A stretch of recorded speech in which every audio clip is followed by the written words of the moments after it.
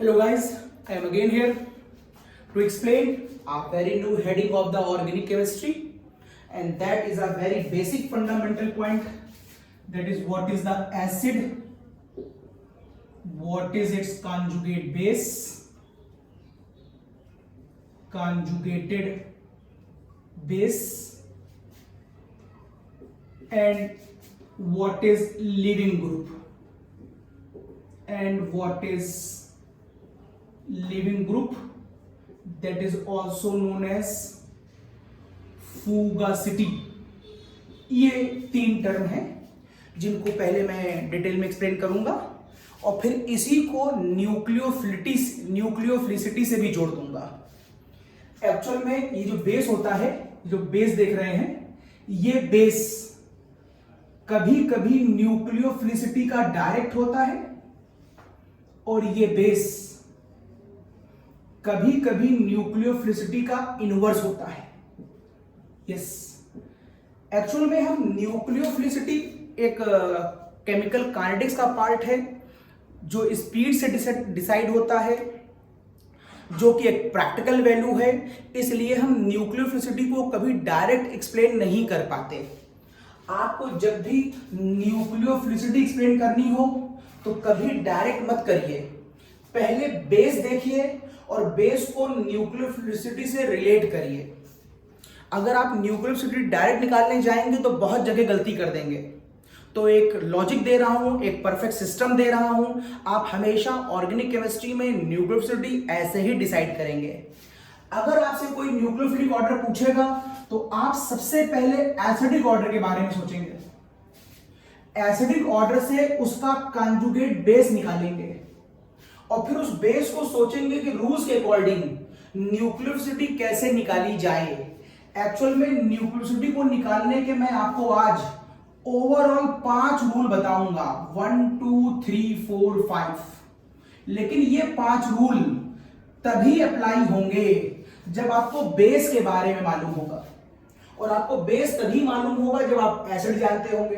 तो लिहाजा हमें सबसे पहले क्या पढ़ना पड़ेगा, हमें सबसे पहले एसिड के बारे में जानना पड़ेगा कि साहब एसिडिक नेचर कैसे निकाले जाते हैं। अब एसिडिक नेचर को निकालने के लिए भी कई फैक्टर्स हैं। तो एसिडिक नेचर को निकालने के लिए एक बहुत इंपॉर्टेंट फैक्टर है, acidic nature is directly proportional to minus I. Minus I का आपने नाम सुना होगा, इंडक्टिव इफेक्ट। तो एक तो मैं माइनस आई लगा के निकाल सकता हूं, या acidic nature is directly proportional होता है परसेंटेज ऑफ एस कैरेक्टर। एक लॉजिक मैं ये लगा के निकाल सकता हूं, या it is also directly proportional होता है, एसिडिक नेचर माइनस आई से निकाल लो, प्लस आई से निकाल लो। आपको मैं बॉन्ड लेंथ से निकाल के दिखाऊंगा। आप बॉन्ड लेंथ के लॉजिक से भी एसिडिक निकाल सकते हैं। आपको मैं इलेक्ट्रोनिगेटिविटी के लॉजिक से भी एसिडिक नेचर निकाल के दिखाऊंगा। मैं रेजोनेंस का लॉजिक लगा के भी एसिडिक नेचर निकाल के दिखाऊंगा। और मैं एट द लास्ट आप कह सकते हैं यहां पर एक लॉजिक और लगा ले हम लोग, और वो हो सकता है एसिडिक नेचर निकालने के लिए ऑक्सीडेशन नंबर छोड़िए, वो बाद में देख लेंगे, प्लस आई से भी एक्सप्लेन करेंगे। तो कुल मिलाकर मैं एसिडिक नेचर को निकालने के लिए 1 2 3 4 5 6 कॉन्सेप्ट लगाएंगे जिससे हम एसिडिक नेचर निकालेंगे। यस, अब सबसे पहले मैं आपको प्लस आई की सीरीज बता देता हूं, ये बड़ी आसान है, फिर माइनस आई से मैं लॉजिक पे आता हूं। तो प्लस आई में पहले बता दे रहा हूं, इवन एक्सप्रेस को आखिरी में करूंगा। तो प्लस आई में आने वाले प्लस आई क्या होते हैं ये आज नहीं बता रहा हूं, ये तो जीओसी का पार्ट है। फिलहाल बता रहा हूं प्लस आई में आते कौन कौन है। तो प्लस आई में आने वाले लोग हैं CH3, इससे प्लस आई से छोटा CH3 का होता है, इससे बड़ा प्लस आई इसका होता है, इससे बल्कि आप 2 डिग्री कर लें, यहां पर 1 कार्बन, यहां पर 2 कार्बन, इससे बड़ा इसका होता है, ये देखिए, इससे बड़ा इसका होता है, इट इज 2 डिग्री, और इससे बड़ा इसका होता है, इट इज 3 डिग्री। ये 4 लोग प्लस आई के बहुत अच्छे एग्जाम्पल हैं, बस बता दिया है, इसको अप्लाई हम थोड़ी देर बात करेंगे। एक्सप्लेन मैं यहां से करने जा रहा हूं नंबर 1 से माइनस आई सीरीज। अब माइनस आई सीरीज में कौन कौन आते हैं पहले ये जान लीजिए, और फिर उसको अप्लाई भी करूंगा। अभी प्लस आई को बता दिया कौन आता है, माइनस आई जान लो कौन आता है, फिर दोनों को अप्लाई करेंगे हम लोग बारी बारी, हर चीज समझ में आएगी। देखिएगा माइनस आई में आने वाले लोग हैं NO2, CN, इसके बाद यहां पर आप ले लें sulphonic acid, it is sulphonic acid. इसके बाद आप ले लें एल्डिहाइड, इसके बाद आप ले लें कीटोन। ये माइनस आई की सीरीज चल रही है। इससे लेस हो जाएगा carboxylic acid, it is carboxylic acid. इसके बाद आएगा फ्लोरीन, फिर है क्लोरीन, फिर है ब्रोमीन, फिर है आयोडीन, फिर आएगा OH, OCH3, NH2, उसके बाद आएगी रिंग और फिर आएगा H। ये माइनस आई की सीरीज है। मुझे लगता है कि प्लस आई की सीरीज तो आपको बड़े आराम से याद हो जाती है। कैसे? 1 कार्बन एल्किल ग्रुप, 2 कार्बन का एल्किल, 3 कार्बन का एल्किल, 4 कार्बन का एल्किल, तो वो तो याद हो जाता है, वो बड़ी बात नहीं है। आपको माइनस आई याद करने में दिक्कत है और कोई टेक्निकल पॉइंट भी कहीं किसी किताब में अवेलेबल नहीं है, कोई लॉजिक भी नहीं दिया गया है, कहा गया याद कर लीजिए। तो यहां पर मैंने अपना एक लॉजिक बनाया है जो थोड़ा सा इसको याद करने की ट्रिक डेवलप करता है। तो ये मेरा अपना बनाया हुआ है, थोड़ी सी हेल्प मिलेगी आपको, लेकिन थोड़ा बहुत याद भी करना पड़ेगा आपको। तो आपको सिर्फ इतना याद करना पड़ेगा शुरू में कि NO2 और CN टॉप पर आते हैं, ये आपको याद करना पड़ेगा। माइनस आई में टॉप पर बैठा है NO2 और CN। अब NO2 और CN में कौन ज्यादा है ये बता दे रहा हूं मैं। NO2 और CN टॉप में आता है, लेकिन NO2 ज्यादा है CN से। कैसे? जो कॉमन है वो कैंसिल कर दीजिए, N कॉमन है, आंसर N से नहीं आएगा, आंसर O से आएगा। यहां पर O is more electronegative than carbon. Oxygen में इलेक्ट्रॉन को विड्रॉ करने की पावर ज्यादा है, और जिसमें इलेक्ट्रॉन को विड्रॉ करने की पावर ज्यादा होती है उसी को हम माइनस आई कहते हैं। माइनस आई का मतलब है इलेक्ट्रॉन को विड्रॉ करने की पावर। तो NO2 है greater power than CN because of oxygen की वैल्यू ज्यादा है। एक ट्रिक बता रहा हूं याद करने की। अभी सल्फोनिक छोड़ दो, एल्डिहाइड और कीटोन पे गौर करो। एल्डिहाइड और कीटोन में कितना एरिया कॉमन है? एल्डिहाइड और कीटोन में दोनों में कार्बोनिल ग्रुप होता है COCO, लेकिन ध्यान से देखो एल्किल को हम कहते हैं R है प्लस आई। एक कॉमन सेंस की बात है, अगर मैं कहूं कि ये बढ़िया मेटल है तो आप कहोगे सर इसका मतलब है खराब नॉन मेटल है। अगर ये बढ़िया एसिड है तो इसका मतलब है खराब बेस है। अगर ये बढ़िया ऑक्सीडाइजिंग एजेंट है इसका मतलब है खराब रिड्यूसिंग एजेंट है। अगर ये बढ़िया प्लस आई है सर इसका मतलब खराब माइनस आई है। तो ये कॉमन सेंस लगता है हर जगह। देखिए ये R जो है वो प्लस आई होता है, और देखिए आपने कीटोन में R क्या बार लगाया है? 2 बार। इसका मतलब है कीटोन में 2 बार प्लस आई है, ऑब्वियस माइनस आई कम हो गया होगा। और देखिए एल्डिहाइड में प्लस आई 1 बार है, जिसमें प्लस आई कम है उसका माइनस आई ज्यादा मान लो। तो एल्डिहाइड का माइनस आई कीटोन के माइनस आई से ज्यादा होता है, क्योंकि एल्डिहाइड के पास प्लस आई कम है। एक कॉमन सेंस की बात से आप बात कर सकते हैं। अभी आप कार्बोक्सिल छोड़ दीजिए, जरा इसकी बात करिए। Fluorine, chlorine, bromine, iodine. आपको अच्छी तरह मालूम है इलेक्ट्रॉन नेगेटिविटी का ऑर्डर। फ्लोरीन की इलेक्ट्रॉनिटी सबसे ज्यादा है, then chlorine, then bromine, then iodine. मैं नंबर ही बता दे रहा हूं कि इनकी इलेक्ट्रॉन कितनी होती है। फ्लोरीन की इलेक्ट्रॉन नेगेटिविटी 4 होती है, Cl की 3 होती है, Br की 2.8 होती है, और आयोडीन की 2.5 होती है। यहां से भी आपको मालूम चल रहा है कि जिसकी इलेक्ट्रॉनिटी ज्यादा होगी उसके अंदर माइनस आई ज्यादा होगा। ये लॉजिक आ सकता है। अब इसके बाद आप आइए यहां पर देखिए, ऑक्सीजन और ऑक्सीजन दोनों हैं, और हेलोजन के बाद ऑक्सीजन को मानना, हेलोजन के बाद ऑक्सीजन आता है। लेकिन इस ऑक्सीजन और इस ऑक्सीजन में एक है एल्कोहल और एक है ईथर, इट इज मेथॉक्सी, और ये है एल्कोहल। तो एल्कोहल और मेथॉक्सी ग्रुप में किसका माइनस आई ज्यादा होगा? आपको ये याद रखना पड़ेगा कि ऑक्सीजन हेलोजन के बाद आता है, लेकिन इन दोनों में ज्यादा किसका होगा? ये देखो इसके ऊपर लगा हुआ है प्लस आई, इसके ऊपर लगा है प्लस आई, जबकि H का इफेक्ट कितना होता है? 0। H का इफेक्ट 0। तो अगर इसका इफेक्ट 0 है तो जो भी पावर आएगी वो O से आएगी। या CH3 प्लस आई है तो कॉमन कितना है? कॉमन O और O कॉमन है, O और O कॉमन है, तो मान लो O से आंसर नहीं आएगा तो अनकॉमन से आंसर निकालो। इसका इफेक्ट 0 है, इसका इफेक्ट प्लस आई है। 0 का मतलब समझ रहे हो? 0 का मतलब होता है प्लस आई में भी सबसे आखिरी में H आता है, दैट इज 0, और माइनस आई में भी सबसे आखिरी में H आता है, दैट इज 0। मतलब हम H की बात ही नहीं करते हैं। अच्छा, तो CH3 अगर प्लस आई है तो इसके प्लस आई आने की वजह से इसका माइनस आई क्या हो गया, कम हो गया, क्योंकि बाकी और तो कॉमन है।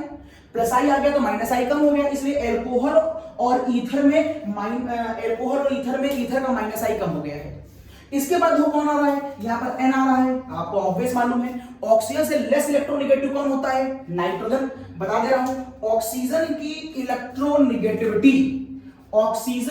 इलेक्ट्रोनेगेटिविटी फ्लोरीन से जस्ट पहले है ऑक्सीजन, ये 4 है, तो इसकी होती है 3.5, और ऑक्सीजन से जस्ट पहले होता है नाइट्रोजन, जिसकी इलेक्ट्रोनेगेटिविटी होती है, ऑक्सीजन से पहले है, मैं लिख दे रहा हूं, देखो एक सीरियस लिख दे रहा हूं मैं। हाइड्रोजन के बाद आता है लिथियम, उसके बाद है hydrogen, lithium, beryllium, boron, carbon, nitrogen, oxygen और फ्लोरीन। इस लाइन की मैं इलेक्ट्रोनेगेटिविटी लिख दे रहा हूं। इसका होता है 4, 3.5, 3, 2.5, 2, 1.5, 1। देखिए बड़ा आराम से याद हो गया। इन सबके बीच में 1 से शुरू होता है, 4 तक जाता है, और 0.5 का डिफरेंस है सभी में। 0.5 तो याद हो गया। N की कितनी हो गई, 3, और यहां पर होता है कार्बन, और कार्बन की कितनी होती है, 2.5। ये देखिए। तो इसका मतलब है ऑक्सीजन और N में कंपेयर करिए आप, तो आपको मिलेगा कि N इज लेस इलेक्ट्रोनेगेटिव, तो जिसकी इलेक्ट्रोनेगेटिविटी कम हो जाएगी उसका माइनस आई कम हो जाएगा। N के बाद कौन मिल रहा है आपको, कार्बन, जिसकी कितनी है 2.5, तो इसकी और कम हो जाएगी, और फिर H। तो ये छोटा सा कॉमन सेंस है, बुक में कोई ट्रिक नहीं दी है, कोई लॉजिक नहीं दिया है, मैंने कुछ कॉमन सेंस बना करके अपने आप को याद कराया है, आप भी याद कर सकते हैं। तो इस तरीके से सीरीज निकल आई। अच्छा, अब आप ये याद रखिएगा अलग से, ये है सल्फोनिक एसिड और ये है कार्बोक्सिलिक एसिड। तो ध्यान रखिएगा, सल्फोनिक एसिड का माइनस आई कार्बोक्सिलिक से ज्यादा होता है, ये आपको अलग से ध्यान रखना पड़ेगा, और ये इसके ऊपर क्वेश्चंस भी काफी बने हैं। तो ये आपने माइनस आई की सीरीज थोड़ा सा समझा और थोड़ा सा याद किया। अब जब आपके पास प्लस आई और माइनस आई याद हो गया, अब मैं शुरू करता हूं अपना एसिडिक नेचर एक्सप्लेन करना। तो चलिए पहला क्वेश्चन लेते हैं। एसिडिक नेचर को एक्सप्लेन करने के लिए मैं पहले आपको एसिड समझाऊंगा, फिर बेस समझाऊंगा, उसी से लिविंग ग्रुप जोड़ूंगा, फिर बेस में न्यूक्लियोफाइल लगाऊंगा, 5 एग्जांपल, 5 रूल दिखाऊंगा, और फिर कम से कम 50 क्वेश्चन मैं आपको दूंगा विद आंसर। ये सारे एकेडमिक के साथ साथ कंपटीशन में आए हुए क्वेश्चन हैं, और देखिएगा आपके सारे आंसर फटाफट आ जाएंगे। तो पेशेंस रखिए, आप 50 कंपटीशन के क्वेश्चन करने वाले हैं इसी टॉपिक के ऊपर, और ये आपके कॉन्सेप्ट एकदम क्लियर कर देगा कि कौन न्यूक्लियोफाइल होता है और कौन बेस होता है और कैसे निकाला जाता है। किसी किताब में बहुत क्लियर कट दिया नहीं है इस टॉपिक के ऊपर। अच्छा, क्वेश्चन नंबर 1, अभी मैं ये एक्सप्लेन कर रहा हूं। बताओ, इन 3 एसिड में से एक है मेरे पास एसिडिक एसिड और एक है मेरे पास क्लोरो एसिडिक एसिड। चलो 2 ही ले लेते हैं।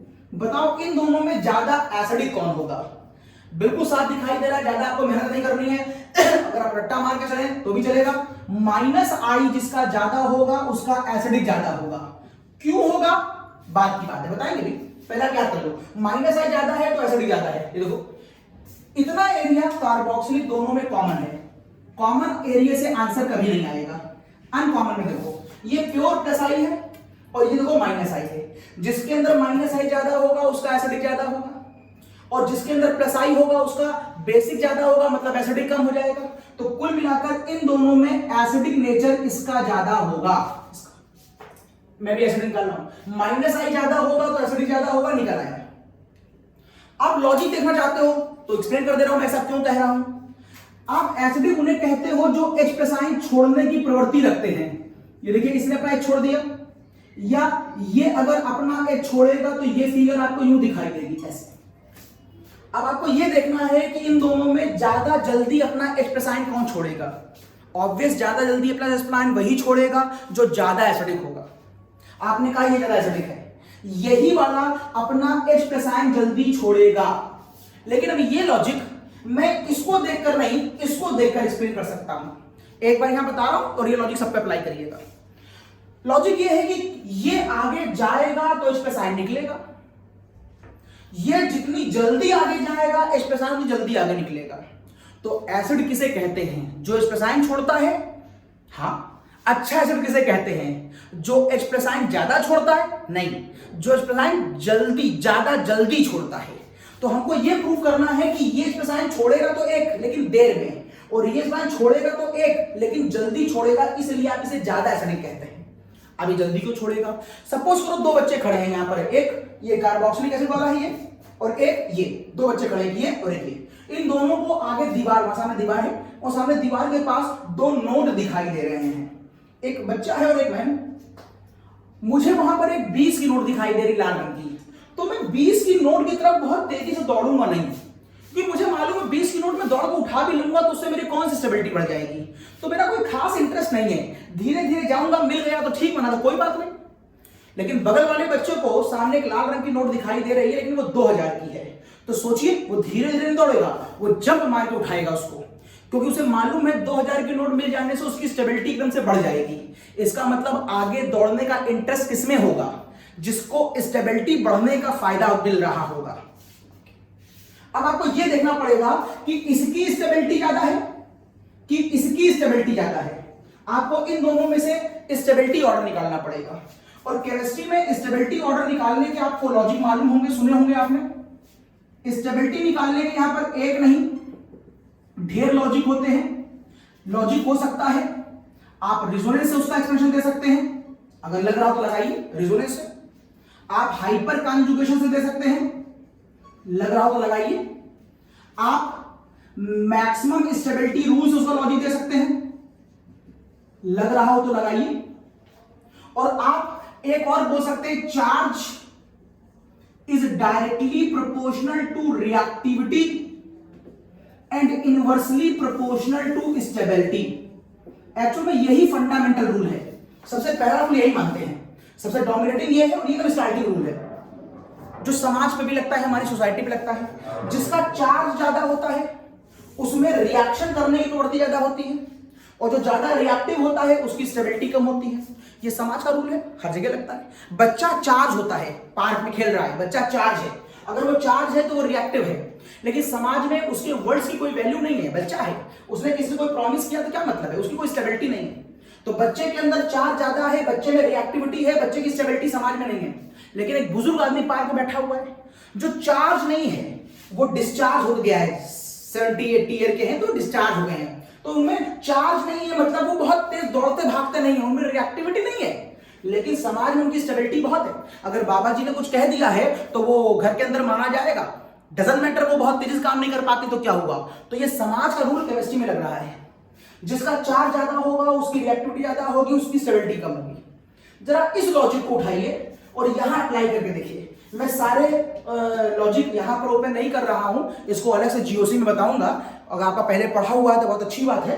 यहां पर मैं जो रूल लगा सीधे वो लगा रहा हूं, मैं ये नहीं बता रहा हूं यहां पर कि बाकी रूल यहां पर आप क्यों नहीं अप्लाई कर रहे हैं, मैं सीधे से बता रहा हूं कि यही रूल यहां पर लगेगा। कौन सा रूल कब लगेगा ये जीओसी में बताऊंगा अलग से। अब मैं अगर यहां रूल लगाऊं, देखिए दोनों पे चार्ज है, देखिए चार्ज यहां पर भी है और देखिए चार्ज यहां पर भी है, तो दोनों स्पीशीज चार्ज हैं। अब ध्यान दीजिए किसके पास चार्ज ज्यादा है। पहली नजर में दोनों पे चार्ज बराबर लग रहा है, लेकिन ध्यान से देखिए यहां पर जो है CH3 है और CH3+ होता है, ये इलेक्ट्रॉन इधर घसीटेगा तो यहां इलेक्ट्रॉन की डेंसिटी कम हो जाएगी, लिहाजा यहां चार्ज कम हो जाएगा, यहां चार्ज कम हो जाएगा। सॉरी ये CH3 जो है ये CH3+ है, सॉरी CH3+ है, तो प्लस आई वो होता है जो इलेक्ट्रॉन को धक्का देता है, प्लस आई वो होता है जो इलेक्ट्रॉन पुश करता है।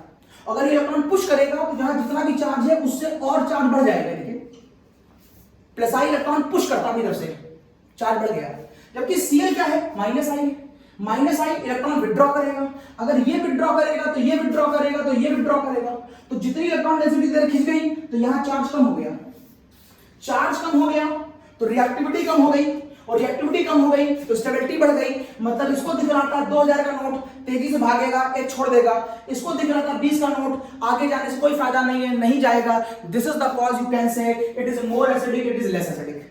जी लंबे एक्सप्लेनेशन से बचने के लिए हम सीधे आगे बोलेंगे माइनस आई है तो एसिडिक और प्लस आई है तो लेस एसिडिक या बेसिक। ओके, अब मैंने आपको माइनस आई का एक एग्जांपल दिया, माइनस आई में ही आप एसिडिक नेचर निकालने के लिए एक लॉजिक और लगाएंगे, और उस लॉजिक का नाम होता है DNP, साहब ये डीएनपी क्या होता है? डीएनपी होता है डिस्टेंस नंबर पावर।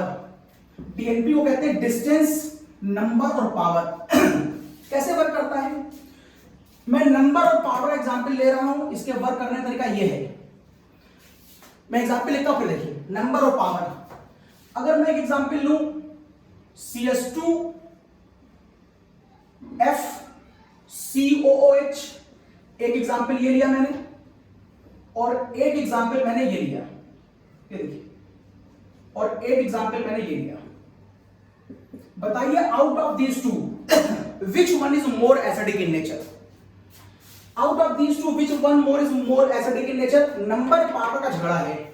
यहां पर Cl 2 बार है, नंबर में ज्यादा है, फ्लोरीन नंबर में 1 है, तो नंबर के हिसाब से इसका नंबर ज्यादा है, लेकिन पावर के हिसाब से ये देखिए पावर, फ्लोरीन और क्लोरीन में पावर ज्यादा होती है फ्लोरीन की, तो आप कहेंगे कि पावर के हिसाब से ये ज्यादा माइनस आई है, पावर के हिसाब से ये ज्यादा माइनस आई है, इसकी पावर कम है, इसकी पावर कम है, लेकिन नंबर के हिसाब से इसका नंबर ज्यादा है और इसका नंबर कम है, ऑफ माइनस आई। माइनस आई में पावर के हिसाब से इसकी पावर ज्यादा, इसकी पावर कम, नंबर के हिसाब से इसका नंबर ज्यादा है, तो किसके अकॉर्डिंग आंसर निकालेंगे? अब आएगा डीएनपी। वो कहता है अगर ऐसी कंट्रोवर्सी हो, आप समझ ना पा रहे हो, तो आप नंबर को डोमिनेट कराएंगे। Number is dominating on power, इसका मतलब है if number logic is dominating on power, तो आंसर इस लॉजिक से नहीं आएगा, आंसर इस लॉजिक से आएगा। और अगर ये लॉजिक जीतेगा तो जहां पर नंबर ज्यादा होगा उसका माइनस आई ज्यादा होगा, so you can say minus I का नंबर ज्यादा होने पर उसका एसिडिक नेचर ज्यादा हो जाएगा। अब आप इस क्वेश्चन को ऐसे भी एक्सप्लेन कर सकते हैं, लेकिन अब मैं हर क्वेश्चन को ऐसे एक्सप्लेन नहीं करूंगा, अब मैं शॉर्ट बताऊंगा, तो मैंने आपको डीएनपी भी बता दिया। ओके, तो माइनस आई की एप्लीकेशन मेरी खत्म होती है और मैं बढ़ता हूं परसेंटेज ऑफ एस की तरफ। ये हटा रहा हूं, परसेंटेज ऑफ एस देखिए, ये हटा रहा हूं, स्नैपशॉट ले लो, स्क्रीनशॉट। यस, अब बता रहा हूं मैं परसेंटेज ऑफ एस की बात। तो परसेंटेज ऑफ एस देखिए, परसेंटेज ऑफ एस के लॉजिक में आप कह सकते हैं कि परसेंटेज ऑफ एस ज्यादा होता है तो एसिडिक नेचर ज्यादा होता है। आप जानना चाहेंगे क्यों? देखिए, ये है मेरे पास CH3, एक एग्जांपल, ये है मेरा एग्जांपल नंबर 2 और ये है मेरा एग्जांपल नंबर 3। ये 3 एग्जांपल है। आपको यह बताना है कि इन तीनों में सबसे ज्यादा एसिडिक कौन है। तो अब चूंकि सारे कार्बन हैं, आप यहां पर डिफरेंट स्पीशीज नहीं लगी है, माइनस आई की बात आप नहीं कर पाएंगे, तो परसेंटेज ऑफ एस का यहां पर लॉजिक बहुत परफेक्ट लगता है। कैसे? आपको हाइड्रोजन निकालना आता होगा, अगर नहीं आता है तो हाइड्रोजन निकालने की शॉर्ट ट्रिक मेरे हाइड्रोजन के लेक्चर में देखिए। फिलहाल मैं यहां पर शॉर्ट में हाइड्रोजन कैसे निकाला जाता है बता दूं। तो कहते हैं हाइड्रोजन को निकालने का फॉर्मूला होता है, short formula, number of sigma bond plus number of coordinate bond plus number of lone pair. मैं यहां पर हाइड्रोजन की शॉर्ट ट्रिक बता रहा हूं, डिटेल में हाइड्रोजन के लेक्चर में आपको दिखाई देगा। इससे ऑर्गेनिक केमिस्ट्री में आंसर या तो हमेशा 2 आएगा इस फॉर्मूले से, या 3 आएगा या 4 आएगा। 2 आएगा तो आप हमेशा बोलेंगे sp, 3 आएगा तो आप बोलेंगे sp2 और 4 आएगा तो आप बोलेंगे sp3। शॉर्ट ट्रिक, sp कितने लोग हैं? 2, तो 2, sp2, यहां पर sp2 में कितने लोग हैं? 1 s और 2 p, तो कुल 3, 1 s और 3 p, कुल कितने हैं? 4, तो 4। तो आप इस तरह से रिलेट भी कर सकते हैं। ओके, अब यहां पर अभी मैं इसका आंसर निकाल दिखा दूंगा आपको। अब यहां पर देखिए, sp में कुल वैल्यू अगर 100 है तो s कितना होगा? 50 और p कितना होगा? 50। इस तरह से sp की परसेंटेज लिख लेंगे। यहां पर s कितना होगा? 33% और p को 2 पार्ट मिलेगा, दैट इज 66.6%। यहां पर s कितना होगा? 25% और p होगा 75%। इसके पास s मैक्सिमम है, तो अगर मैं परसेंटेज ऑफ s की बात करूं तो s की परसेंटेज यहां पर मैक्सिमम आ रही है। सो व्हाट, मैंने कहा जहां परसेंटेज ऑफ s ज्यादा होगा वहां इलेक्ट्रॉन की ज्यादा होगी, तो अभी तो मैंने खाली परसेंटेज ऑफ s निकाली है। अब आपके मन में आएगा कि सर s ज्यादा होगा तो इलेक्ट्रॉन क्यों ज्यादा होगी? दिखाता हूं। जो एस होता है एटॉमिक्स में पढ़ा आपने, वो सर्किल शेप होता है, और जो पी होता है वो आपने पढ़ा है डंबल शेप होता है। इसका न्यूक्लियस यहां है, इसका न्यूक्लियस यहां है। मान लीजिए ये किसी इलेक्ट्रॉन को विड्रॉ कर रहा है और ये भी किसी को विड्रॉ कर रहा है, तो बताइए किस केस में आप इलेक्ट्रॉन को जल्दी विड्रॉ कर पाएंगे? इसके बीच दूरी कम है, ये जल्दी विड्रॉ करेगा। और अगर ये जल्दी विड्रॉ करेगा, अगर जल्दी विड्रॉ करेगा तो ये, अगर जल्दी विड्रॉ करेगा तो ये बॉन्ड, मान लो इसका कोई इलेक्ट्रॉन किसी से बंधा हुआ था, तो ये किसी दूसरे की बॉन्ड को जल्दी तोड़ पाएगा। अगर कोई स्पीशीज एस परसेंटेज जिसी में ज्यादा है तो वो दूसरे एटम के इलेक्ट्रॉनों को जल्दी विड्रॉ कर लेता है। अगर ये उसके इलेक्ट्रॉन जल्दी विड्रॉ करेगा तो उस बॉन्ड का इलेक्ट्रॉन जब मेरे पास आ जाएगा तो बॉन्ड टूट जाएगी, और बॉन्ड टूट जाएगी तो मान लो वहां पर H नाम का एटम था जो बना था, तो H जल्दी निकल जाएगा, तो आप कहेंगे इसका मतलब ये मोर एसिडिक हो गया। अब इतना हम डिटेल में हर बार बोलना नहीं चाहते, तो हमने फॉर्मूला बना दिया कि जब परसेंटेज ऑफ एस ज्यादा होगा तो एसिडिक ज्यादा होगा। लेकिन P का न्यूक्लियस इलेक्ट्रॉन बहुत दूर है, मान लो इसका इलेक्ट्रॉन H नाम की बॉन्ड से बंधा हुआ है, अब मैं इसको जल्दी इधर विड्रॉ कर ही नहीं पाऊंगा क्योंकि दूरी बढ़ जाता है। अगर मैं जल्दी विड्रॉ नहीं करूंगा तो बॉन्ड नहीं टूटेगी, बॉन्ड नहीं टूटेगी तो H नहीं निकलेगा, H नहीं निकलेगा तो लेस एसिडिक नहीं होगा। तो ये छोटा सा कॉन्सेप्ट हुआ। अब इस कॉन्सेप्ट को इसके ऊपर अप्लाई करके देखो, करो अप्लाई। अगर मैं इस पे अप्लाई करता हूं तो ये कंपाउंड U खोल के लिखा जाएगा, इट इज CH3। इसे अप्लाई करो तो ये कुछ यूं लिखा जाएगा, और इसे अप्लाई करो तो ये कुछ यूं लिखा जाएगा। सभी में कार्बन एटम है, निकालो हाइड्रोजन। इस कार्बन की सराउंडिंग में कितनी बॉन्डें हैं? चार, चारों सिग्मा हैं। This is the cause you can से, this is the cause you can से, मैं ऊपर लिख दे रहा हूं, this is the cause you can से, यहां 4 सिग्मा बॉन्ड है इसकी सराउंडिंग में, कोई कोऑर्डिनेट नहीं, कोई लोन पेयर नहीं, इसलिए इसका आंसर sp3 आएगा। ये देखिए मैंने इसका आंसर sp3 आएगा।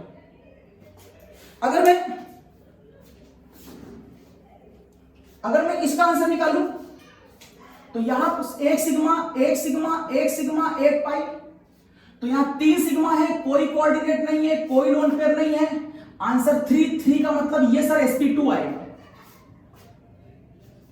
यहां पर ये सिग्मा और ये सिग्मा, यहां पर 2 पाई है, 2 सिग्मा, कोई कोऑर्डिनेट नहीं, कोई लोन पेयर नहीं, सर यहां पर आंसर 2 आएगा, और 2 का मतलब सर ये sp आएगा। सर वो किनारे वाला sp आ रहा है, इसके अकॉर्डिंग sp उसी में परसेंटेज ऑफ एस ज्यादा है, परसेंटेज ऑफ एस ज्यादा होगा तो सर उसी की इलेक्ट्रॉन नेगेटिविटी ज्यादा होगी, और जिसकी इलेक्ट्रॉनिटी ज्यादा होगी सर उसी का एसिडिक नेचर ज्यादा होगा। ये देखिए सर एसिडिक नेचर निकाल दिया। अगर मैंने पूछा था आपसे कि बताओ इन तीनों में ज्यादा एसिडिक कौन है, आपका आंसर आ गया सर इन तीनों में ज्यादा एसिडिक ये है। क्यों? इस लॉजिक को सर ये ज्यादा एसिडिक इसलिए है क्योंकि इस कार्बन में परसेंटेज ऑफ एस बहुत ज्यादा है, और जिसमें परसेंटेज ऑफ एस ज्यादा होता है वो इलेक्ट्रॉनों को विड्रॉ करता है, तो C और H के बंधे हुए इलेक्ट्रॉन इस तरफ बहुत तेजी से विड्रॉ होंगे। अगर इलेक्ट्रॉन विड्रॉ होंगे तो H वहां से रिलीज कर जाएगा, H रिलीज कर जाएगा तो वो एसिडिक नहीं हो जाएगा। यहां पर परसेंटेज ऑफ एस बहुत कम है, 25%, 25% यहां पर है, इसका मतलब इसमें इलेक्ट्रॉन को विड्रॉ करने की पावर बहुत कम है। अगर ये बहुत कम विड्रॉ करेगा अपने इलेक्ट्रॉनों को तो H की बॉन्ड टूटेगी ही नहीं, तो ये लेस एसिडिक नहीं हो गया। यस, तो ये बता दिया मैंने आपको -I से कैसे निकालते हैं, डीएनपी भी लगा के दिखा दिया, और परसेंटेज ऑफ एस की बात भी कर ली। मैंने कहा था पहले भी ये पढ़ा रहा हूं मैं एसिडिक, एसिडिक के बाद मैं बेस बताऊंगा, और बेस के बाद तब मैं न्यूक्लियोफाइल पे आऊंगा, सीधे मैं न्यूक्लियोफाइल पे नहीं आ सकता। अब आता हूं मैं बॉन्ड लेंथ के बारे में। ये बता रहा हूं, जरा बॉन्ड लेंथ का एग्जांपल देखिए। बॉन्ड लेंथ का एग्जांपल आप मेरी तब लगाते हैं जब आप किसी पीरियड में ऊपर से नीचे आते हैं, HF, HCl, HBr, HI, किसकी बॉन्ड लेंथ ज्यादा है?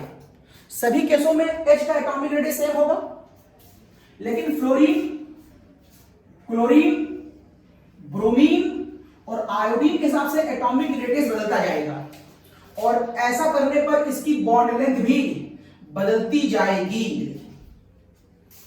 बॉन्ड लेंथ जब लंबी हो जाती है तो आपको याद रखना पड़ेगा bond length is inversely proportional to bond strength. ये सिंपल फॉर्मूला है लाइफ का। किसी लंबी डंडी को तोड़ना आसान है, स्पेन को तोड़ना आसान है, किसी लंबी छड़ी को तोड़ना आसान है, लंबी स्टिक ऑफ चौक को तोड़ना आसान है, लेकिन छोटे से इस ढक्कन को तोड़ना आसान नहीं है। इसकी बॉन्ड लेंथ कम हो गई है, छोटी चौक तोड़ना मुश्किल हो जाएगा आपके लिए। तो बॉन्ड लेंथ हमेशा बॉन्ड स्ट्रेंथ का उल्टा होता है। इस हिसाब से आप किस बॉन्ड को आसानी से तोड़ सकते हैं?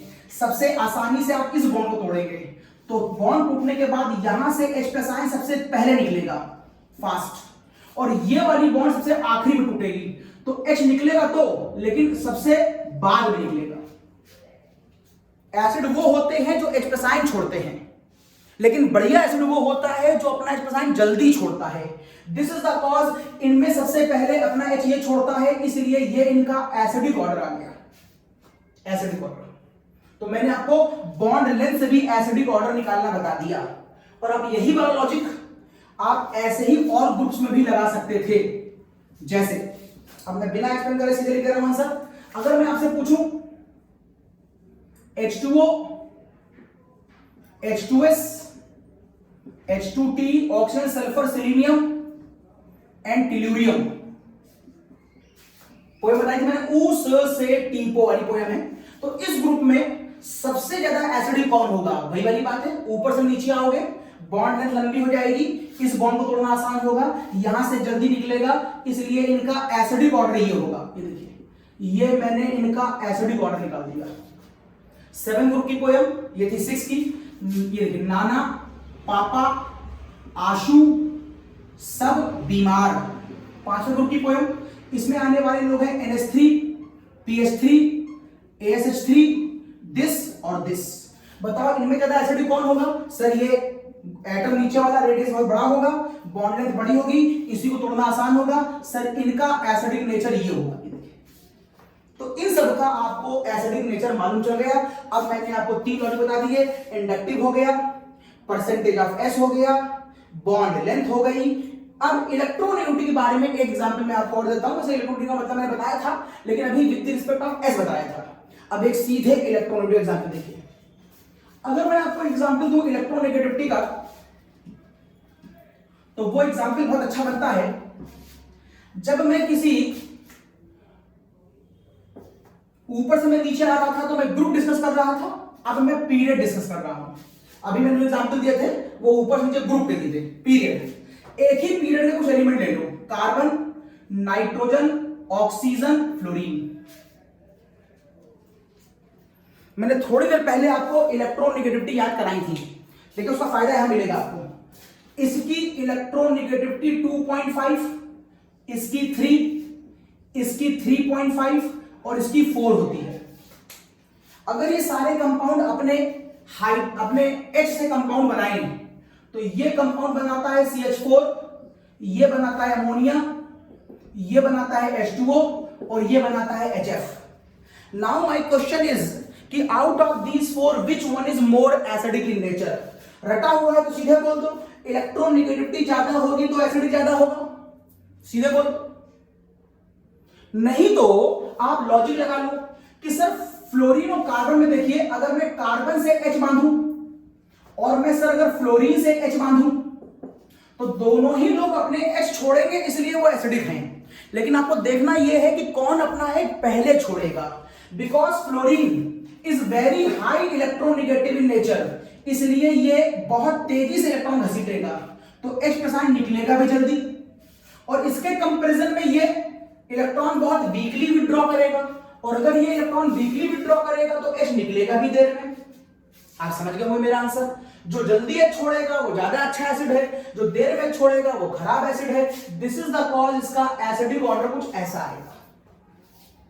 तो मैंने ये हो गया, ये हो गया, ये हो गया, ये हो गया। रेजोनेंस की बात चलो कर लेते हैं। चलो रेजोनेंस की बात करके देखते हैं, हटा रहा हूं इसको। एक एग्जांपल एसिडिक नेचर का रेजोनेंस के अंदर। तो देखिए, अगर मैं रेजोनेंस के अंदर आपको और एग्जांपल दिखाऊं तो आप एक एग्जांपल देखिए सल्फोनिक एसिड का। This is your sulphonic acid, this is your sulphonic acid, this is your sulphonic acid. एक एग्जांपल लेता हूं मैं आपके लिए कार्बोक्सिलिक एसिड का। This is your carboxylic acid. मैंने ये प्रूफ करना है, आप इसे क्रैम कर लें, रट्टा मार लें कि sulphonic acid is better acid than carboxylic acid. आप इसे रट्टा मान ले पहले, sulphonic acid is better acid than carboxylic acid. और आप इसे देखिए, केमिस्ट्री समझनी हो तो समान जीवन को समझिए। आप सिरका खाते हैं या सल्फ्यूरिक एसिड खाते हैं? आपको अच्छी तरह मालूम है, आप सिरका खाते हैं। सिरका मतलब एसिडिक एसिड खाते हैं। क्यों? क्योंकि वो हमें नुकसान नहीं पहुंचाता, वो बहुत स्ट्रॉन्ग एसिड नहीं होता। लेकिन आप जैसे प्याज सिरके की सलाद बनाते हैं, वैसे आप सल्फ्यूरिक एसिड की प्याज के साथ सलाद बनाकर नहीं खा सकते, क्योंकि सल्फ्यूरिक एसिड हमारी आंतें काट देगा, हमारी जबान काट देगा। तो इस कॉमन सेंस समान जीवन के एग्जाम्पल से भी आप सोच सकते थे कि सर सोचने की क्या बात है, सल्फ्यूरिक हम नहीं खाते क्योंकि बहुत हार्ड होता है। तो अगर मुझे इन दो में कंपेयर करना हो तो मैं समझ गया it is more acidic then this. लेकिन चलो, तुम साइंस लगाने के मूड में हो गए, चलो साइंस लगा देते हैं। आंसर की मैं रेजोनेंस से निकालूंगा। देखिए, इन दोनों में बढ़िया एसिड वो होगा जो H छोड़ेगा। सब H तो दोनों छोड़ेंगे, ये भी एक्टिव H है, ये भी एक्टिव H है। एक्चुअल में जो अपना H जल्दी छोड़ेगा वो बढ़िया एसिड होगा। देखते हैं H छोड़ने के बाद ये क्या बनाता है। अगर H छुड़वा दिया जाए इससे, तो अब आपको ये कंपाउंड कुछ यूं दिखाई देगा। अगर ये अपना H छोड़ दे तो ये कंपाउंड आपको कुछ यूं दिखाई देगा। ये बनाएगा और ये बनाएगा। अब आपको देखना ये है कि कौन सा कंपाउंड यहां से यहां जल्दी आएगा।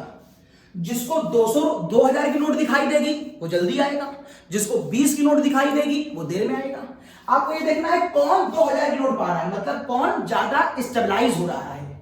आपकी मैं आंसर रेजोनेंस से दे रहा हूं, और आपने रेजोनेंस के बारे में कम से कम इतना जरूर सुना होगा कि रेजोनेंस कंडीशनल होता है, जहां पर 5 कंडीशनें बताई मैंने आपको पिछले लेक्चरों में। Double bond single bond plus, double bond single bond minus, double bond single bond lone pair, ऐसी 5 कंडीशनें हैं। उसमें एक कंडीशन है double bond single bond minus. देखिए, double bond single bond minus resonance. देखिए, double bond single bond minus resonance means यहां पर इसका रेजोनेंस 2 बार है। इधर भी लग सकता है और इधर भी लग सकता है। जबकि यहां देखिए, यहां इसका रेजोनेंस केवल 1 बार है। Double bond single bond minus मतलब इसमें रेजोनेंस 1 बार लग रहा है और इसमें रेजोनेंस 2 बार लग रहा है। जिसमें रेजोनेंस ज्यादा लगता है वो हमेशा ज्यादा स्टेबलाइज होता है। इसका मतलब इन दोनों में इसकी स्टेबिलिटी ज्यादा होगी। अब अगर आप यहां जानना चाहते हो, वैसे मैंने रेजोनेंस बताया है आपको, अगर आप यहां दोबारा फिर जानना चाहते हो सर रेजोनेंस ज्यादा होगा तो स्टेबिलिटी ज्यादा कैसे हो जाएगी। अरे रेजोनेंस का मतलब क्या होता है, डीलोकलाइजेशन ऑफ पाई इलेक्ट्रॉन। अगर ये डीलोकलाइज ज्यादा करेगा तो ये वर्क ज्यादा करेगा। जो ज्यादा वर्क करेगा वो एनर्जी का लॉस ज्यादा करेगा। जो एनर्जी का लॉस ज्यादा करेगा उसकी खुद की एनर्जी कम हो जाएगी। जब इसकी एनर्जी कम हो जाएगी तो इसकी स्टेबिलिटी बढ़ जाएगी। जिसकी एनर्जी कम होती है उसकी स्टेबिलिटी ज्यादा होती है। फिर समान जीवन के एग्जांपल, बच्चे की एनर्जी ज्यादा है कि बुजुर्ग की एनर्जी ज्यादा है?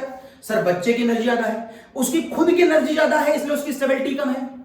बुजुर्ग की एनर्जी कम है इसलिए उसकी स्टेबिलिटी ज्यादा है। तुम गुस्से में आ जाओगे, तुम्हारी एनर्जी ज्यादा हो जाएगी, तुम अनस्टेबल हो जाओगे। तुम शांति से समझ बूझ के बहुत शांति से काम करोगे तो तुम्हारी बॉडी का एनर्जी कंट्रोल होगा, मतलब एनर्जी कम होगा, तुम अच्छा काम कर पाओगे, तुम्हारी स्टेबिलिटी बढ़ जाएगी। तो जिसमें रेजोनेंस ज्यादा होता है वो वर्क ज्यादा करता है, डीलोकलाइजेशन। जो वर्क करेगा वो एनर्जी का लॉस करेगा तो खुद की एनर्जी इसकी कम हो जाएगी, स्टेबिलिटी बढ़ जाएगी। तो आप समझ गए sulphonic acid is more acidic then carboxylic. लेकिन यहीं पर मैं आपको एक बात और बता दे रहा हूं, अगर मैं ये हटा दे रहा हूं, मुझे उसकी अब आवश्यकता नहीं है, जो फैक्टर हो गए हटा दे रहा हूं। कितने फैक्टर मेरे ऊपर से हो गए हैं ये।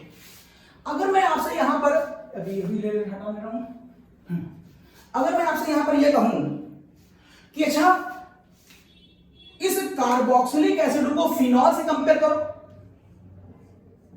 आप बताओ कि ये ज्यादा एसिडिक है कि ये ज्यादा एसिडिक है? अरे फिर just use your common sense. इसका नाम है कार्बोक्सिलिक, ये कार्बोक्सिलिक थोड़े नहीं है, ये तो अल्कोहल है। तुम ऐसे ही कह सकते हो sir it is more acidic then alcohol. Yes, लेकिन ये अल्कोहल नहीं है, अल्कोहल का एक खास कंपाउंड है ये फिनॉल, और इसका नाम होता है कार्बोलिक एसिड। ये देखिए, कार्बोक्सिलिक नहीं, इसका नाम है कार्बोक्सिलिक और ये है कार्बोलिक। इसका नाम है कार्बोक्सिलिक, कार्बोक्सिलिक, ये कार्बोलिक। अब साहब इसका एसिडिक एक्सप्लेन करिए कि कम होता है, चेक करो साहब। रेजोनेंस तो इसमें भी है, अगर ये अपना एक छोड़ दे एसिडिक को शो करने के लिए तो ये कंपाउंड अब तुमको कुछ यूं दिखाई देगा, ये देखिए। लेकिन एक बात कंफर्म है, मैंने नाम से ही कंफर्म कर दिया आपको कि साहब ये सल्फोनिक बहुत बढ़िया है, हम नहीं खाते हैं, ये हम खाते हैं तो लेसर हो गया, और साहब तो नाम ही है, ये तो अल्कोहल का है। तो देखो, just use your common sense. आप केमिस्ट्री को कॉमन सेंस से भी इंटरैक्ट करा दिया करिए, लिंक कर दिया करिए, आपको याद रहेगी। तो फिनॉल लेसर होता है, बस हमें प्रूव करना है साइंटिफिकली कि लेसर क्यों है। देखिए साहब, रेजोनेंस तो ये भी दिखा रहा है double bond single bond minus, और रेजोनेंस ये भी दिखा रहा है double bond single bond minus. Resonance यहां पर भी है, रेजोनेंस यहां पर भी है। लेकिन ध्यान से देखिए, जब ये अपना रेजोनेटिंग स्ट्रक्चर बनाएगा तो कैसा बनाएगा, देखिएगा, इसका माइनस अंदर जाएगा। जब इसका माइनस अंदर जाएगा तो इस वाले कार्बन पर इसका माइनस ट्रांसफर होकर बाहर चला जाएगा। आपको रेजोनेटिंग जीओसी पढ़ाया गया है। तो ऐसा करने पर जो अगली फिगर आएगी वो ये आएगी, ये सिंगल बॉन्ड हो जाएगी, डबल बॉन्ड हो जाएगी ओ, और यहां पर आ जाएगा माइनस, कुछ ये फिगर आएगी ऐसी। अगर आप इसका रेजोनेटिंग बनाएंगे तो फिगर कैसी आएगी, इसका रेजोनेटिंग बनाएंगे तो फिगर ये आएगी। अगर ये वाला माइनस अंदर चला जाए तो ये बाहर आ जाएगा, तो ये आ जाएगा O माइनस। इसका रेजोनेंस ये है, उसका रेजोनेंस ये है। अब देखिए, अब मुद्दा ये है कि दोनों के रेजोनेटिंग स्ट्रक्चर देखिए डिट्टो सेम है, जैसा ये है वैसा ही है, डिट्टो सेम है। जब रेजोनेटिंग स्ट्रक्चर डिट्टो सेम आते हैं तो उन्हें हम कहते हैं वो आइडेंटिकल है, आइडेंटिकल है। और इसको देखिए, यहां पर O पर माइनस था, यहां पर माइनस नहीं है, यहां पर C पर माइनस नहीं था, यहां पर माइनस आ गया। इसका मतलब ये दोनों नॉन आइडेंटिकल हैं। तो साहब रेजोनेंस का एक रूल और होता है, आइडेंटिकल रेजोनेटिंग स्ट्रक्चर्स हमेशा नॉन आइडेंटिकल से अच्छे माने जाते हैं। मींस इसका रेजोनेंस इस कंपाउंड के रेजोनेंस से ज्यादा अच्छा माना जाता है। मींस ये ज्यादा अच्छा रेजोनेंस करेगा, मींस ये ज्यादा वर्क करेगा, मींस ये एनर्जी का लॉस ज्यादा कर देगा, इसकी एनर्जी कम हो जाएगी, स्टेबिलिटी बढ़ जाएगी। इसका रेजोनेंस खराब क्वालिटी का है क्योंकि ये नॉन आइडेंटिकल है। अगर रेजोनेंस खराब होगा तो काम कम करेगा, एनर्जी का लॉस कम करेगा, इसकी एनर्जी ज्यादा वेस्ट नहीं हो पाएगी, इसका खुद का एनर्जी लेवल ज्यादा रहेगा, एनर्जी ज्यादा, स्टेबिलिटी कम। अब आप ये जानना अगर चाहे कि सर हम क्यों याद कर लें कि सर आइडेंटिकल अच्छा होता है, नॉन आइडेंटिकल खराब होता है, उसका जवाब बता दे रहा हूं। आइडेंटिकल का मतलब होता है इस जगह से यहां तक आने में ये लोग आपस में झगड़ा नहीं करते हैं, मतलब एक काम स्मूथली हो रहा है। क्योंकि ये कहता है चलो मैं तुम में आ जाता हूं, ये कहता है चलो मैं तुम में आ जाता हूं, क्योंकि इन दोनों को मालूम है हम में और इसमें कोई अंतर नहीं है। तो ये यहां से यहां और यहां से यहां आने के लिए अवरोध उत्पन्न नहीं करते, और जब किसी काम में हिंड्रेंस नहीं होती है तो वो काम बहुत अच्छा होता है। जब काम ज्यादा अच्छा होगा तो प्रोडक्टिव होगा, जब काम बहुत होगा तो इसकी स्टेबिलिटी बढ़ जाएगी। कोई काम बहुत हो रहा है, एनर्जी कम होगी, स्टेबिलिटी बढ़ जाएगी। ये देखिए, ये और ये अलग अलग लोग हैं। जब ये इसमें जाता है तो उसको डर लगता है कि मैं इसमें क्यों जाऊं, और जब ये इसमें आने की कोशिश करता है तो ये समझता है कि मैं अपनी आइडेंटिटी को खो दूंगा, तो ये मना करता है मैं नहीं आऊंगा। मींस ये इसमें जाने के लिए डरता है और ये इसमें जाने के लिए डरता है, क्योंकि दोनों अपनी आइडेंटिटी खो रहे होते हैं। लिहाजा ये दोनों एक दूसरे में इजीली कन्वर्ट होना ही नहीं चाहते, बड़ी मुश्किल से होते हैं। इसका मतलब काम ही नहीं होता है, और जब काम नहीं होगा तो एनर्जी का लॉस नहीं करेगा, तो इसकी एनर्जी कम नहीं होगी, लिहाजा इसकी स्टेबिलिटी नहीं बढ़ेगी। तो सल्फोनिक, कार्बोक्सिलिक और कार्बोनिक, इन तीनों को मैंने रेजोनेंस से एक्सप्लेन कर दिया। अब आइए एक प्रेसाइज एक्सप्लेन करता हूं एग्जांपल को एसिडिक नेचर में। प्रेसाइज है, अभी मैं एसिडिक बता रहा हूं, एसिडिक समझ में आते ही मेरा आगे का लेक्चर स्मूथ हो जाएगा, लेकिन आप लोग एसिडिक समझना बहुत जरूरी है। चलिए एसिडिक पर आ गया मैं।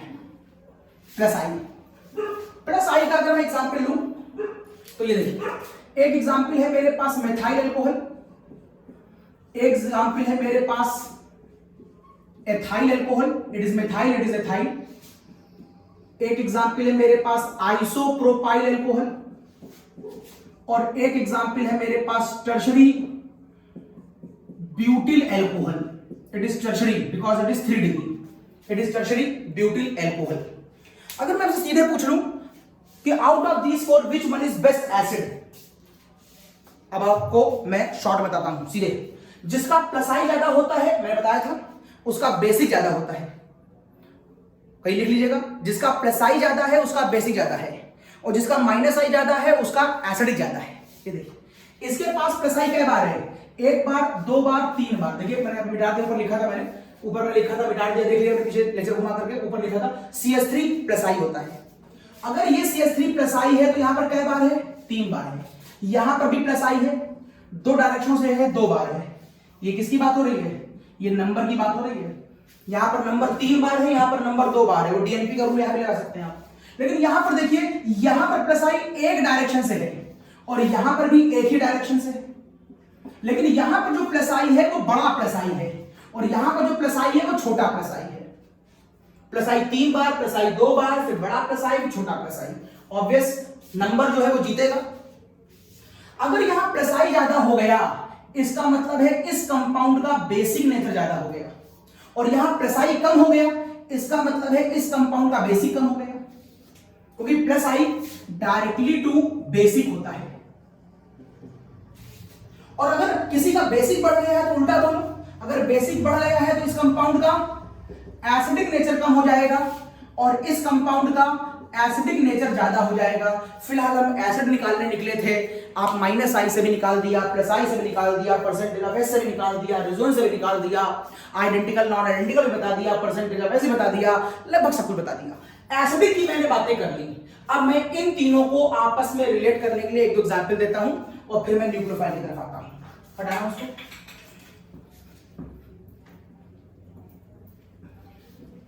एसिड और बेस को रिलेट करने के लिए मेरे एक दो एग्जाम्पल देखिए।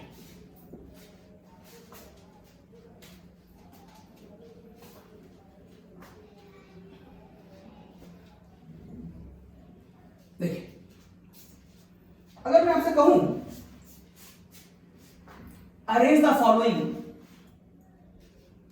On the basis of basic behaviour, और वो लोग हैं मेथेन, ये क्वेश्चन नंबर 1 बनाया मैंने, मेथेन, अमोनिया, वाटर और HF।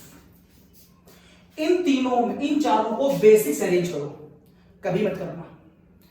मैं चाहे ये पूछूं चाहे ये पूछूं, कभी ना करना, हमेशा ये निकालना। तुम खाली ये निकाल सकते हो, बस ये निकालना, फिर इसका उल्टा कर देना। उल्टा क्यों करेंगे, लॉजिक बताता हूं। फिलहाल आप इस समय कहां जा रहे हैं? सर इस समय मैं पीरियड में आगे जा रहा हूं। पीरियड का लॉजिक मैंने बताया था कि इसमें एसिडिक नेचर इलेक्ट्रॉन निगेटिविटी से डिसाइड होता है। सर मैं समझ गया कि इन चारों का एसिडिक नेचर ये आ गया। इसका मतलब है अगर H निकल जाएगा तो यहां क्या बचेगा? F-, यहां बचेगा OH-, यहां बचेगा NH2-, सर यहां बचेगा CH3-। यस, ये बचेगा H निकलने के बाद। अब एसिड और बेस में क्या मतलब होता है समझ लो। कॉन्जुगेट एसिड और कॉन्जुगेट बेस में H+ आयन का ही अंतर होता है, केवल एक H का। कॉन्जुगेट एसिड से अगर बेस बनाना है तो केवल एक H का डिफरेंस कर दो, बेस बन गया। ये अगर एसिड है तो ये उसका कॉन्जुगेट बेस है, और अगर ये बेस है तो ये इसका कॉन्जुगेट एसिड है। ये बात ब्रॉन्स्टेड एंड लॉरी ने अपने लुईस कॉन्सेप्ट में बताई थी। साइंटिस्ट का नाम क्या बोला हमने? Brønsted and lorry. इन लोगों ने ही ये बात कॉन्सेप्ट में दी थी। अगर ये एसिड है तो ये इसका बेस है, ये एसिड है तो ये बेस है, ये एसिड है ये बेस है, ये सारे कॉन्जुगेट एसिड है और ये सारे कॉन्जुगेट बेस है। मैं कह रहा था, रटा रहा था कि ये इनवर्स होता है। आप रटना नहीं चाहते, आप समझना चाहते हैं, चलो समझ लो। अरे भाई, बेस का मतलब होता है इलेक्ट्रॉन डेंसिटी का ज्यादा होना, और इसके सपोर्ट के लिए आप लुईस कॉन्सेप्ट को अप्लाई करके देख लीजिए। लुईस ने कहा था जहां इलेक्ट्रॉन ज्यादा है वो बेस, जहां इलेक्ट्रॉन कम है वो एसिड। मैं ये कहने जा रहा हूं कि इन सारे लोगों में बढ़िया कॉन्जुगेट बेस ये होगा। ये मैं तभी कह सकता हूं जब यहां पर इलेक्ट्रॉन डेंसिटी ज्यादा हो, और ये क्रम यहां लगातार घटता जा रहा है। ये तभी संभव है जब यहां इलेक्ट्रॉन डेंसिटी लगातार कम होती चली जाए, यहां से लगातार कम होती चली जाए, सबसे ज्यादा, उससे कम, उससे कम, उससे कम। एसिड का उल्टा बेस, एसिड खराब था, बेस अच्छा है, एसिड अच्छा था, बेस खराब है। इसको जोड़ा मैंने लुईस के बेसिक कॉन्सेप्ट से। अब आप फिर एक बात सोच रहे होंगे कि सर आपको कैसे मालूम चला कि यहां पर F छोटा आ रहा है? बड़ा स्पष्ट है, देखो ना। इसने कहा कि मैंने अपने H+ आयन को सबसे पहले छोड़ा। इसका मतलब यह हुआ कि इसका जो F- वाला पार्ट है वो H को प्यार नहीं करता। अगर मैं कोई चीज छोड़ देता हूं मतलब मैं उसे प्यार नहीं करता। अगर इसने अपना H जल्दी छोड़ा है तो वो इसे प्यार नहीं करता, और प्यार तभी नहीं करेगा जब निगेटिव चार्ज छोटा होगा, तभी निगेटिव और पॉजिटिव के बीच में लगने वाला फोर्स ऑफ अट्रैक्शन बहुत कम होगा। और तुमने कहा था कि सर ये बहुत खराब एसिड है, इसका मतलब है ये अपना H नहीं छोड़ता। अगर ये अपना H नहीं छोड़ता तो इसका मतलब है ये H को बहुत प्यार करता होगा। कौन? H को हटाने का बचा हुआ पार्ट, ये H को बहुत प्यार करता होगा, इनके बीच फोर्स ऑफ अट्रैक्शन बहुत हाई होगा। ये प्यार तभी करेगा जब यहां निगेटिव ज्यादा होगा, निगेटिव ज्यादा होगा तो बढ़िया बेस होगा। इसका मतलब एसिड खराब होगा तो वो H नहीं छोड़ेगा, H नहीं छोड़ेगा इसका मतलब वहां निगेटिव ज्यादा होगा, और निगेटिव ज्यादा होगा तो वहां पर बेसिक नेचर ज्यादा होगा। This is the cause acid हमेशा बेस का उल्टा होता है, इसमें कोई एक्सेप्शन केस नहीं है, यूनिवर्सल ट्रुथ है। केमिस्ट्री में यूनिवर्सल ट्रुथ बहुत कम होते हैं, ये है। अब आइए लिविंग ग्रुप के बारे में। लिविंग ग्रुप और फुगासिटी एक ही बात है, यहीं पर अप्लाई कर दे रहा हूं। लिविंग ग्रुप और फुगासिटी एक ही बात है, एक ही टर्म है, अलग अलग क्वेश्चन पूछे जाते हैं नामों से पहले। आप अगर इन सबको कार्बोनियम आयन से लिंक कराएं, इसको इसको इसको इसको, तो बताओ कार्बोनियम से सबसे बढ़िया बॉन्ड कौन बनाएगा? सबसे बढ़िया बॉन्ड मेरे ख्याल से ये बनाएगा, क्योंकि निगेटिव पॉजिटिव में इंटरेक्शन बहुत ज्यादा होगा। ये थोड़ी सी वीक बनाएगा, ये और कम, और ये सबसे वीक बॉन्ड बनाएगा। बोलो सही कह रहा हूं मैं? एसिड अच्छा है तो उसके ऊपर इलेक्ट्रॉन डेंसिटी कम आएगी, मतलब बेस कम होगा। अगर निगेटिव कम होगा तो वो किसी कार्बोनियम आयन से बॉन्ड भी वीक बनाएगा। ठीक है, ये आपकी स्ट्रॉन्गेस्ट बॉन्ड हो गई और ये आपकी वीकेस्ट बॉन्ड हो गई। अब देखिएगा, अगर कोई रिएक्शन हो रही है जहां पर C की बॉन्ड CH3 से जुड़ी हुई है, तो आपको क्या लगता है कि अगर आप उसके ऊपर F- का अटैक करा दें तो क्या ये F- इस CH3 को रिप्लेस कर सकता है? और क्या ये ऐसा बना सकता है? ऐसा हो सकता है? आप कहेंगे ना, ये नहीं हो सकता। क्यों? क्योंकि ये बॉन्ड स्ट्रॉन्ग है। आप स्ट्रॉन्ग बॉन्ड से वीक बॉन्ड केमिस्ट्री में कभी नहीं बनाएंगे। इसका मतलब है ये CH3 यहां से कभी बाहर नहीं निकलेगा विद रिस्पेक्ट ऑफ F। लेकिन क्या आपके पास CF बॉन्ड पहले से हो दैट इज ऑलरेडी वीक, ये बॉन्ड पहले से वीक है, यहां पर मैं इसको डैश कर दे रहा हूं ताकि वीक दिखाई दे। और अगर मैं इसके ऊपर कोई CH3 माइनस का अटैक करा दूं तो क्या कुछ देर के बाद क्या ये CH3 और ये F हो सकता है? हाँ हो सकता है, क्योंकि आप इस समय वीक बॉन्ड से कौन सी बॉन्ड बना रहे हैं? Strong bond. यस सर, ये हो सकता है। तो पहले आपको ये देखना है कि क्या हो सकता है क्या नहीं। ये तो बात ही गलत हो गई, ये तो होगा ही नहीं, केमिस्ट्री में नहीं होगा। सर ये हो सकता है। अब देखिए, जहां हो सकता है वहां पर आपने कंपाउंड से क्या निकाल दिया? सर F निकाल दिया। जो निकल जाता है उसी का नाम होता है लिविंग ग्रुप, इसी का नाम होता है फुगासिटी, जो निकल जाता है। तो आप समझ गए मेरे पास? कौन निकलेगा? जो वीक बॉन्ड बनाएगा वही लिविंग ग्रुप होगा, वही फुगासिटी होगा। तो इन चारों में सबसे बढ़िया लिविंग ग्रुप कौन होगा? ये होगा।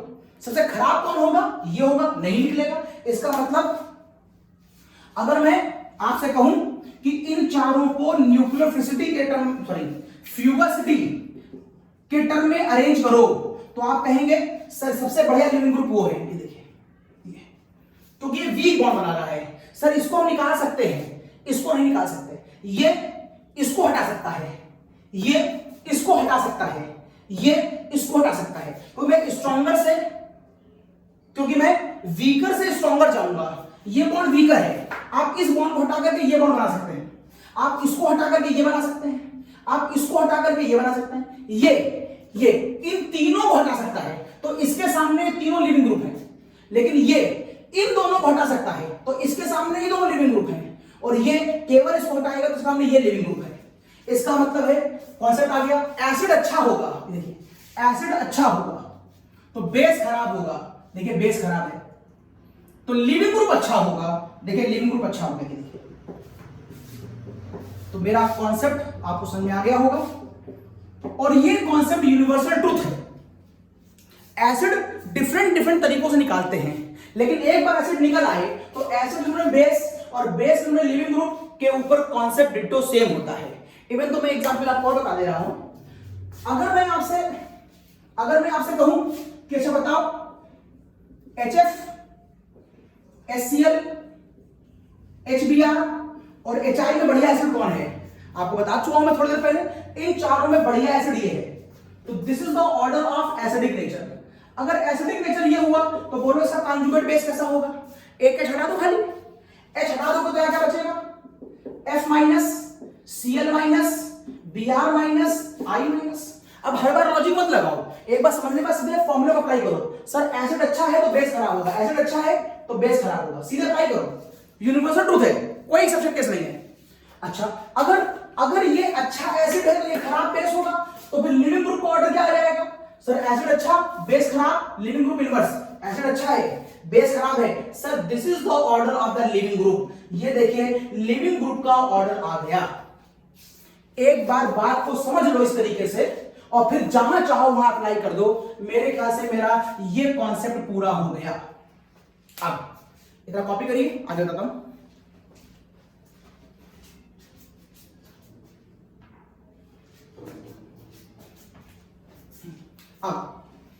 अब बताने जा रहा हूं मैं आपको न्यूक्लियोफिलिसिटी। अब आता हूं मैं न्यूक्लियोफिलिसिटी पर।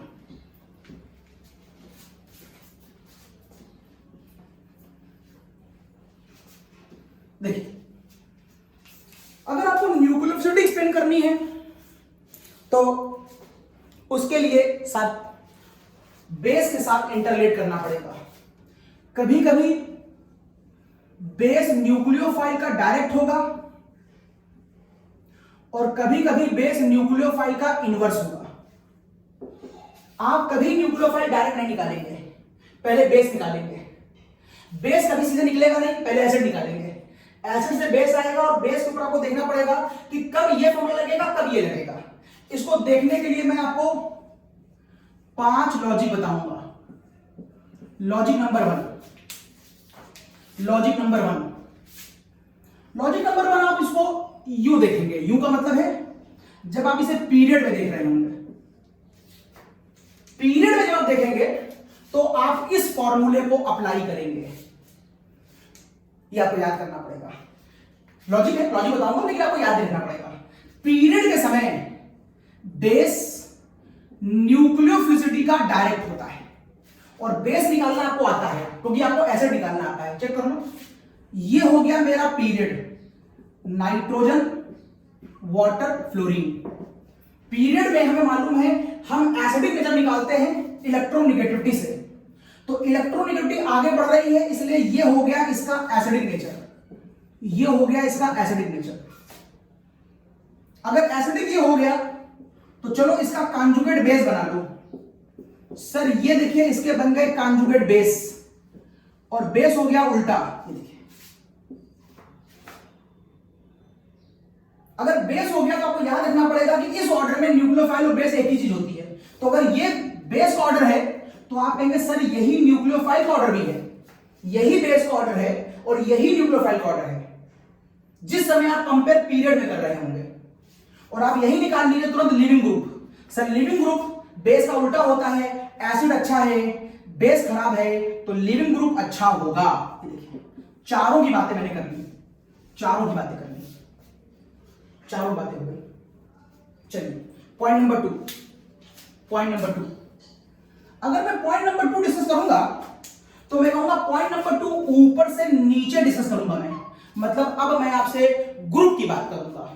इस बार जो मैं डिस्कशन करने जा रहा हूं वो ग्रुप में करने जा रहा हूं। एग्जांपल ले लेता हूं, HF, HCl, HBr, HI।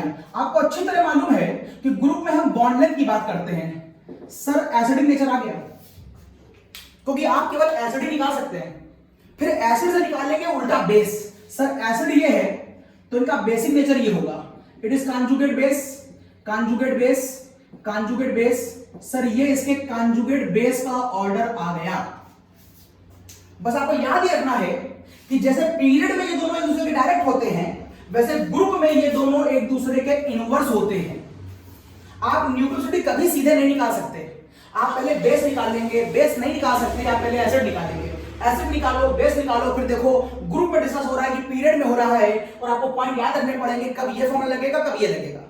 तो अब आप लगाएंगे इनवर्स, इसका मतलब अब आप कहेंगे अगर एसिड ये अच्छा है बेस ये है तो न्यूक्लियोफिलिसिटी उल्टी हो जाएगी। तो अब न्यूक्लियोफिलिसिटी का ऑर्डर ये आएगा, अब न्यूक्लियोफिलिसिटी का ऑर्डर ये आएगा, it is good nucleophile in comparison to Cl minus, F minus और Br माइनस।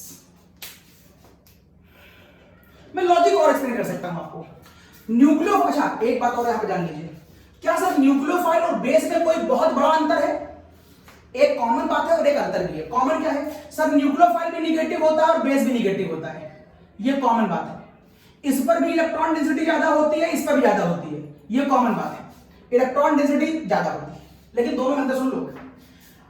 अगर कोई निगेटिव चार्ज स्पीशीज, मैं यहां लिख दे रहा हूं, अगर कोई निगेटिव चार्ज स्पीशीज कार्बोनियम पे अटैक करती है तो आप कहेंगे सर इसका मतलब है वो न्यूक्लियोफाइल है। और अगर कोई निगेटिव चार्ज स्पीशीज किसी वजह से कार्बोनियम पे अटैक ना कर बीटा एच पे अटैक करती है तो आप कहेंगे सर इसका मतलब है वो निगेटिव चार्ज स्पीशीज बेस है। This is the very big difference between nucleophile and base. जब कोई स्पीशीज कार्बोनियम पे अटैक करेगी तो उसका रिजल्ट हमेशा सब्स्टिट्यूशन रिएक्शन आएगा, और जब कोई बीटा एच पे अटैक करेगी तो उसका रिजल्ट हमेशा एलिमिनेशन रिएक्शन आएगा। जब आप SN1 SN2 और एलिमिनेशन रिएक्शन पढ़ रहे होते हैं तो आपको वहां पर इन चीजों के जानने की बहुत आवश्यकता है। विलियमसन सिंथेसिस के अंदर वो कैसे वर्क करता है, इन्हीं सब बातों से आता है। एक्वस KOH, एल्कोहलिक KOH सब यहीं से आता है। खैर अब एक बात मैं बताना चाहता हूं आपको, देखिए ये मेरे पास एक कार्बोनियम आयन है, this is my carbonium ion.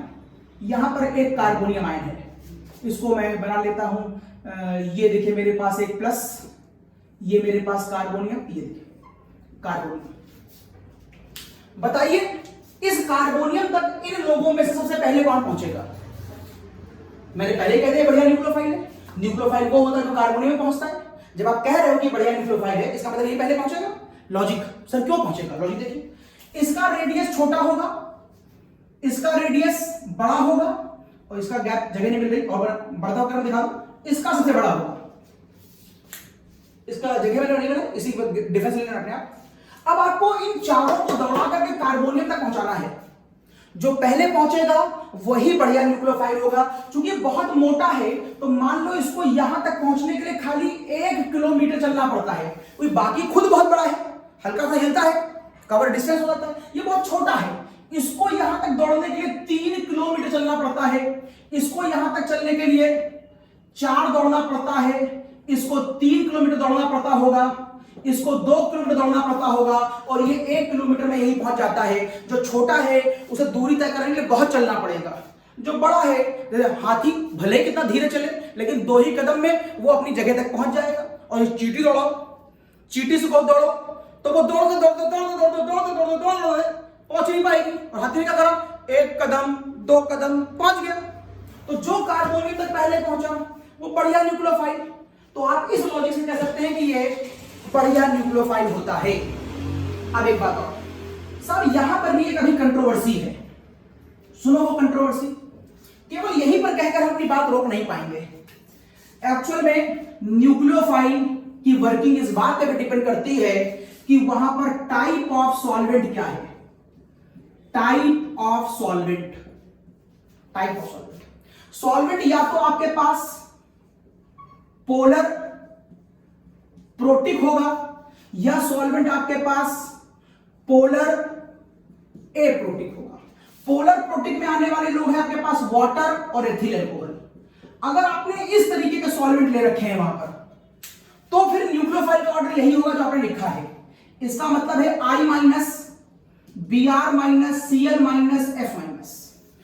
लेकिन अगर आपने पोलर एप्रोटिक ले रखा है लाइक डाई मेथाइल फॉर्मामाइड या डाई मेथाइल सल्फॉक्साइड, ये 2 बहुत अच्छे एग्जांपल हैं पोलर एप्रोटिक के। पोलर एप्रोटिक का मतलब वहां प्रोटॉन नहीं होता है, और प्रोटिक का मतलब है वहां पर प्रोटॉन होता है। प्रोटॉन दिख रहा है, यहां पर H, यहां पर H। इसका डायग्राम खोलोगे H दिखाई देगा। तो इन केसों में ये जो न्यूक्लियोफाइल की वर्किंग है वो इनवर्स हो जाती है। ये देखिए बड़ी शॉकिंग न्यूज है, किताबों में नहीं लिखी है इसलिए बच्चा बड़ा कंफ्यूज होता है। न्यूक्लियोफाइल को निकालना हमारे हाथ में नहीं है, वो जैसे वर्क करता है उसको देखकर खाली हम समझते हैं कि वो वर्क कैसे कर रहा है। इसलिए डिफरेंट केसों में देखने के बाद हमने अलग अलग रूल बनाए हैं। हम किसी भी कंपाउंड को जिसको हमने पहले नहीं देखा है, जिसके बारे में नहीं जानते, हम नहीं बता पाएंगे कि वो न्यूक्लियोफाइल है कि नहीं है, वो बेस है कि नहीं है। हमें देखना पड़ेगा पहले वो किस कैटेगरी में है। मतलब हम चीज को प्रैक्टिकली देखने के बाद उसको समझ रहे हैं, हम बिना देखे उसे समझ नहीं सकते। हमने देखा कि ये कंपाउंड इस मीडियम में ऐसे वर्क करते हैं, हमने देखा ये कंपाउंड इस मीडियम में ऐसे वर्क करते हैं, और फिर हमने लिख करके याद कर लिया कि ये ऐसे वर्क करते हैं। एसिडिक के लिए कॉन्सेप्ट है, न्यूक्लियोफाइल के लिए कॉन्सेप्ट नहीं है। 4-5 रूल बनाए गए हैं एक्सपेरिमेंट को देख करके, और ये उम्मीद की जाती है कि हम और आप उसको वैसे ही समझ करके याद रखें। तो ये देखिए, आप याद रखिएगा, इस फिगर में ये अच्छा होगा और इस फिगर में ये अच्छा होगा। एक बात और, ये इस तरीके से वर्क करते हैं कुछ और के साथ भी। अगर एसीटोन नाम का सॉल्वेंट है, इवन ये भी एप्रोटिक है, लेकिन इसको हम वीक पोलर मानते हैं, it is weak polar aprotic. अगर कोई ऐसी स्पीशीज है तो उसमें भी आयोडीन ही बेटर न्यूक्लियोफाइल होगा, और this is the cause Finkelstein reaction आपने सुनी होगी। फ्रिंकलिस्टिन बहुत इंपॉर्टेंट है, अगर नहीं सुनी तो आगे सुनेंगे कभी आप। फ्रिंकलिस्टिन रिएक्शन में एसीटोन की प्रेजेंस में आयोडीन रिएक्शन करता है, that is a better nucleophile. अच्छा, साथ में आप ऐसे ही केसों में क्लोरोबेंजीन या नाइट्रोबेंजीन नाम के सॉल्वेंट भी यहीं पर ले सकते हैं। आप CCl4 या CS2 नाम के सॉल्वेंट भी यहीं पर यूज करेंगे। तो खैर, ये बात मेरी हो गई। तो मैंने पीरियड बता दिया, मैंने ग्रुप बता दिया, इफेक्ट ऑफ सॉल्वेंट बता दिया। आगे बढ़ता हूं, हटा रहा हूं। जरा पीरियड वाले में ही आप एक एग्जाम्पल और समझ ले मेरे, पीरियड वाले में ही। जैसे मैं ऊपर से नीचे 7 ग्रुप की बात कर रहा था, वैसे ही आप अमोनिया, ऑर्सेनिक, एंटीमनी और बिस्मथ और नाना पापा, आप इसमें भी लॉजिक लगा सकते हैं। बताइए, इनमें सबसे अच्छा एसिड कौन होगा? ये बताओ तो बढ़िया बेस कौन होगा? उल्टा, एसिड ये अच्छा है तो बेस ये अच्छा होगा। देखो, ये कौन सा ऑर्डर लिख रहा हूं मैं? बेसिक ऑर्डर लिख रहा हूं। ये इन सबके बढ़िया बेस होगा। यहां पर आपको ये मसला, सर निगेटिव क्यों नहीं बनाया? अरे निगेटिव हम तब बनाते हैं जब वो स्पीशीज न्यूट्रल होती है, उसके ऊपर हमें इलेक्ट्रॉन नहीं दिख रहे होते हैं, तो हमें एच हटा करके आपको निगेटिव दिखाते हैं। जब यहां पर पहले से ही लोन पेयर मौजूद है तो आपको यहां पर अलग से निगेटिव आयन दिखाने की कोई आवश्यकता है नहीं। दिखाना चाहो दिखा सकते हो, आवश्यकता नहीं है। इसे बता दिया मैंने, ये सारे बेस है, नीचे बढ़िया एसिड, ऊपर बढ़िया बेस। अब अगर बेस ये अच्छा होगा तो ऊपर से नीचे आने पर यह लॉजिक लगता है। अगर बेस ये अच्छा होगा तो न्यूक्लियोफाइल कौन अच्छा होगा? ऊपर से जब इनवर्स, सर न्यूक्लियोफाइल ये अच्छा होगा। ठीक, एसिड कौन सा अच्छा होगा? एसिड निकालो। अच्छा, एसिड कौन अच्छा होगा? सर एसिड ये अच्छा होगा। बॉन्ड लेंथ, एसिड ये अच्छा है, बेस ये अच्छा है, न्यूक्लियोफाइल बेस में इनवर्स रिलेशन तो सर ये अच्छा है। और लीविंग ग्रुप, फुगासिटी, अगर मैं लीविंग ग्रुप की बात करूं तो फुगासिटी कांजुगेट बेस का हमेशा इनवर्स होती है, तो कांजुगेट बेस अगर ये अच्छा है तो फुगासिटी इसकी अच्छी होगी। तो ग्रुप की बात हो गई, पीरियड की बात हो गई। हम बात को आगे बढ़ाते हैं, हटा रहे हैं इसको, हम बात को आगे बढ़ाते हैं और अब हम बात करते हैं आपसे rule number 3, that is very generalised rule. Rule number 3, किसी भी निगेटिव का न्यूक्लियोफाइल हमेशा उसके न्यूट्रल से अच्छा होगा। मैं बात न्यूक्लियोफाइल की कर रहा हूं। न्यूक्लियोफाइल, किसी भी निगेटिव का nucleophile, OH is better than water, NH2 minus better than ammonia, and methoxide ion is better than methyl alcohol. ये रूल आप पूरी केमिस्ट्री में अप्लाई कर सकते हैं। किसी भी निगेटिव का न्यूक्लियोफाइल हमेशा उसके न्यूट्रल से अच्छा होगा। रूल नंबर 1 हो गया, 2 हो गया, 3 हो गया, बचा 4 और 5। चलिए रूल नंबर 4 पे आते हैं। 4 को हम करेंगे स्टेरिक हिंड्रेंस के लॉजिक से। देखिए, अगर किसी कंपाउंड में आपको स्टेरिक हिंड्रेंस वर्क करती हुई दिखाई दे रही हो तो हम क्या करें? चलिए देखिए, किसमें वर्क करती है स्टेरिक हिंड्रेंस?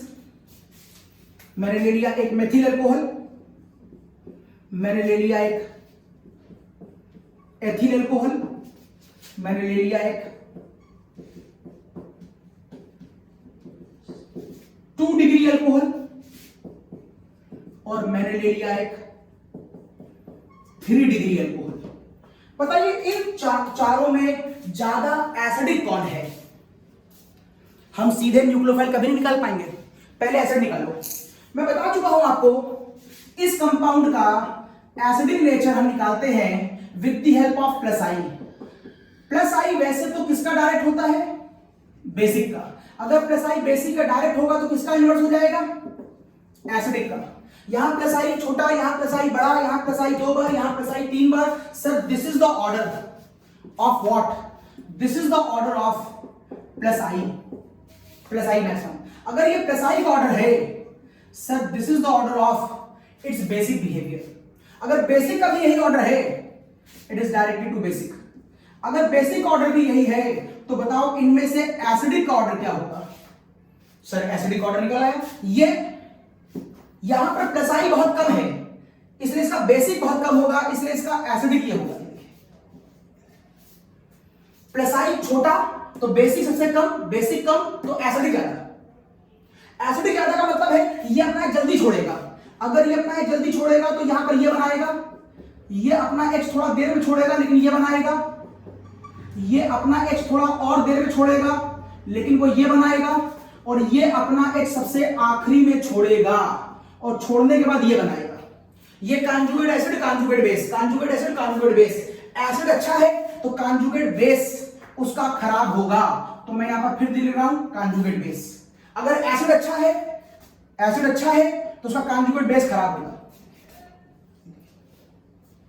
हम पहले प्लस आई से बेसिक निकाला या एसिडिक निकाला, फिर उसका कांजुगेट बेस निकाला, ये दोनों एक दूसरे के इनवर्स होते हैं, यहां तक की बात हो गई। अब अगर कांजुगेट बेस ये है तो सोच के बताओ कार्बोनियम आयन पर पहले अटैक कौन करेगा? कार्बोनियम पे पहले अटैक कौन करेगा? यहां पर हम लॉजिक लगाएंगे स्टेरिक हिंड्रेंस का, क्योंकि ध्यान से देखो अटैक करने वाला तो एक्चुअल में O- है, लेकिन उसके बगल में एक CH3 है, अटैक करने वाला O- है, उस पे ये है, अटैक करने वाले के पीछे ये है, और अटैक करने वाले के पीछे ये है। एक्चुअल में जो छोटा वाला एटम है ये वाला, ये तो दौड़ करके कार्बोनियम तक पहुंच जाएगा, लेकिन तुम जैसे जैसे तुम्हें मालूम होगा, मान लो यहां पर H है तो यहां पर इन एटमों की अपना साइज होगा, और तुम जैसे इसका साइज बढ़ाओगे तो इसको यहां पर पहुंचने में थोड़ी सी दिक्कत होगी, और इसको तो अंदर जाने में बहुत दिक्कत होगी, और ये तो सेंटर के कार्बोनियम तक जाने की सोच ही नहीं सकता because of its big size. Big size यहां तक नहीं पहुंचेगा क्योंकि ये लोग इसको क्या करेंगे? रिपेल करेंगे। तो जिन केसों में स्टेरिक हिंड्रेंस लग रही होगी उन केसों में भी आप ये वाला ही कॉन्सेप्ट लगाएंगे। न्यूक्लियोफाइल बेस का उल्टा होगा। मैंने क्या समझा दिया? अगर ये कांजुगेट बेस का ऑर्डर है तो स्टेरिक हिंड्रेंस की वजह से न्यूक्लियोफिलिसिटी का ऑर्डर क्या होगा? कांजुगेट बेस एसिड ये अच्छा है, एसिड अच्छा लाइन सही कर लेगा, कुछ ऑर्डर में गड़बड़ हो गया, ऑर्डर सही कर ले। प्लस आई मैं दोबारा लिख रहा हूं, मैं सबके ऑर्डर दोबारा लिख रहा हूं, देखिएगा। अगर आप ये कह रहे हैं कि प्लस आई सबसे कम तो इसका एसिडिक नेचर मैक्सिमम होगा, तो ये ऑर्डर जो आ रहा है वो एसिडिक का आ रहा है, ये ऑर्डर आ गया इसके एसिडिक का। प्लस आई कम एसिडिक ज्यादा, एसिडिक ज्यादा तो इसका एसिडिक ज्यादा तो उसके कांजुगेट बेस का बेसिक, एसिड ज्यादा तो इसका बेसिक ही आ गया, इसका बेसिक ही आ गया, इसका बेसिक ही आ गया। फाइनल कर दिया, फाइनलाइज कर दिया।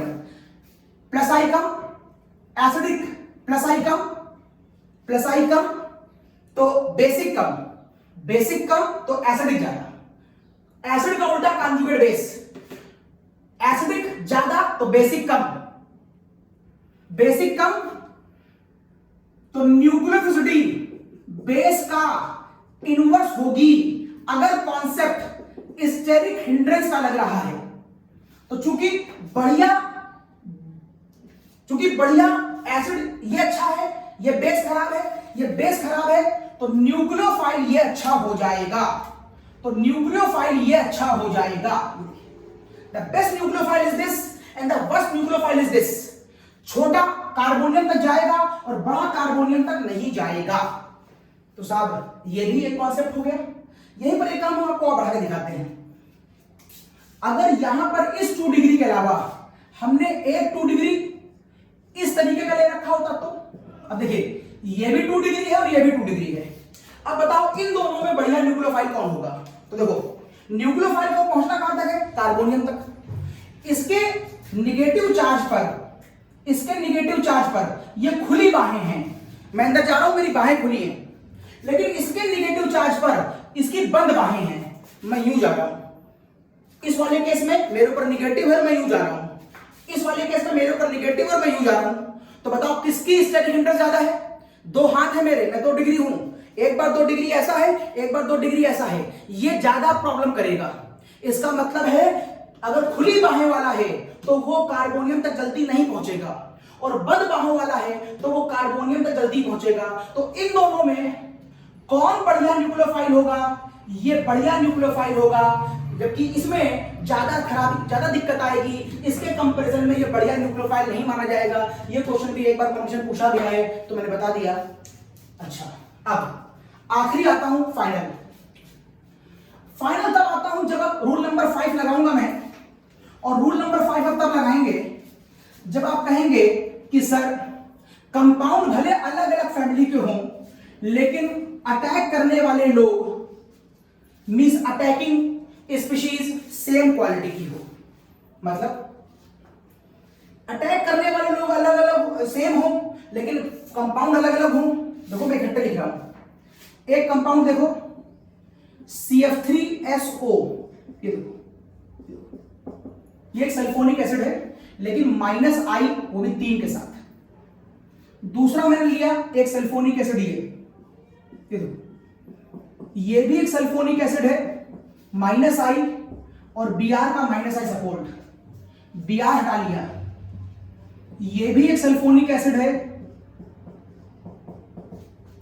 लेकिन अब -I और कम कर दिया।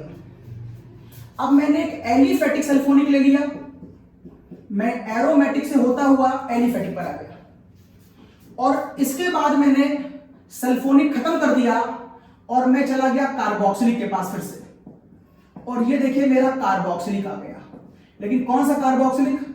-I के साथ। फिर मैंने और ले लिया, जगह यहां पर नहीं बची मेरे पास, चलो यहां ले रहा हूं। फिर मैंने और ले लिया, तो मैंने कहा अच्छा सिंपल कार्बोक्सिलिक ले लो। ये देखो सिंपल कार्बोक्सिलिक, जो F था वो भी हटा दिया मैंने। कार्बोक्सिलिक हटाओ, यहां फिनॉल ले लो, ये देखो फिनॉल आ गया। फिनॉल हटाओ, अच्छा एल्कोहल ले लो।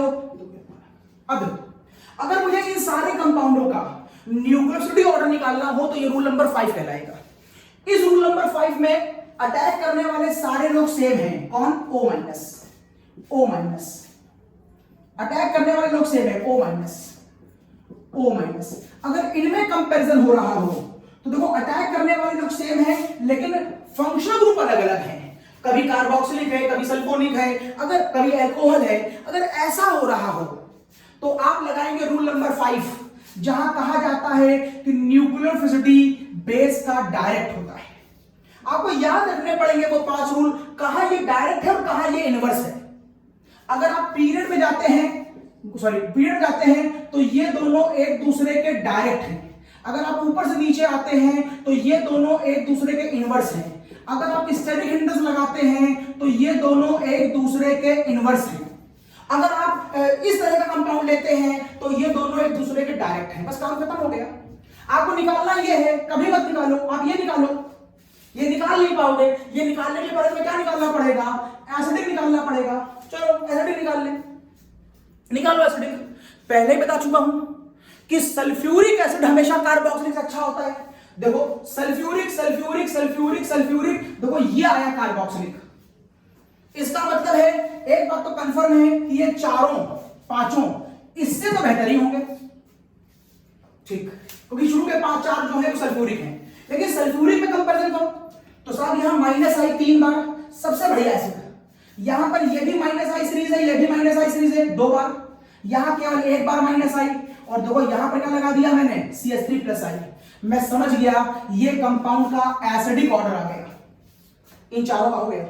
उसके बाद आया मैं ये भी कार्बोक्सिलिक, अंतर है वो -I के साथ है 3 बार, और ये केवल +I है। इसका मतलब उसके बाद इसका नंबर आएगा कार्बोक्सिलिक के बाद फिनॉल। में बता थोड़ी देर पहले, फिनॉल कार्बोनिक एसिड और ये acidic acid, it is more acidic. और देखो in common sense very short, इसके ऊपर -I और यहां पर क्या है? +I है। इसका मतलब इसका एसिडिक ज्यादा है, उसका एसिडिक कम है। सबका एसिडिक निकल आया।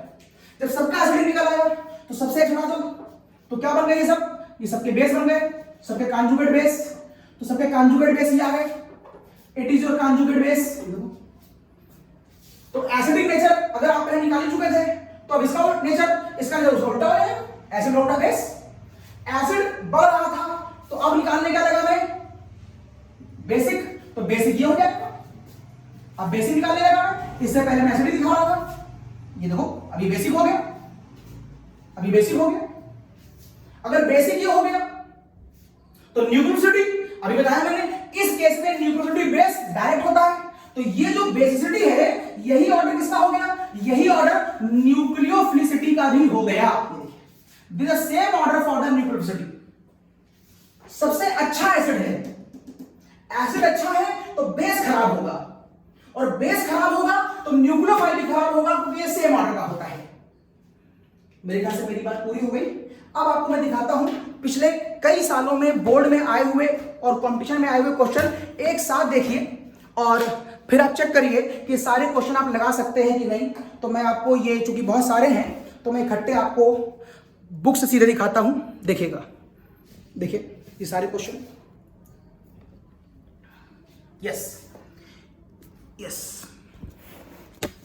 सी है, यहां से ये क्वेश्चन स्टार्ट होते हैं, क्वेश्चन नंबर 71 से। ये सारे क्वेश्चन आप लगाइएगा। इसमें मैंने टिक कर रखा है और मैंने डॉट लगा रखी है कि किसका क्या आंसर है।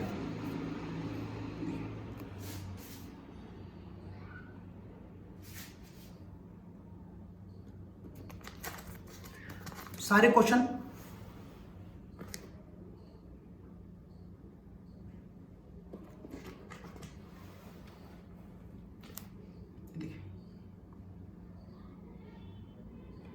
ये देखिए, ये सारे क्वेश्चन सब इसी हेडिंग पर हैं, जो टिक वाले हैं, और सब पर मैंने डॉट लगा रखी है किसका क्या आंसर है।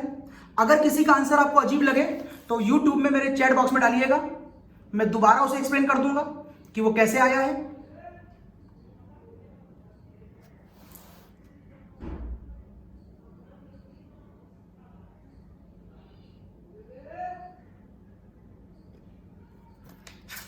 ये आखिरी वाले क्वेश्चन का आंसर पीछे दिया हुआ है, ये ऊपर बी वाला पार्ट शायद डॉट लगा, ये देखिए बी डॉट लगा है, ये पिछले वाले क्वेश्चन का आंसर इस पेज पर है। तो इस तरीके से ये सारे क्वेश्चन आपके कंपटीशन लेवल के, फिर देख लीजिए क्वेश्चन नंबर 71 से लेकर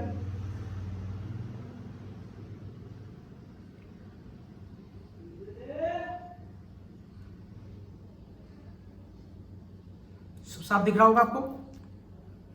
ये देखिए वाला क्वेश्चन है जो मैं आपको बता रहा था, 2 डिग्री वाला, ये बढ़िया न्यूक्लियोफाइल होगा इन कंपेयर टू दिस, इस वाले के। तो सारे क्वेश्चन लिख करके मेरे चैट बॉक्स में मुझे रिप्लाई करिएगा, ये बहुत अच्छे क्वेश्चन हैं। ओके बाय, फिर मिलते हैं अगले लेक्चर में, तब तक के लिए शुभ रात्रि।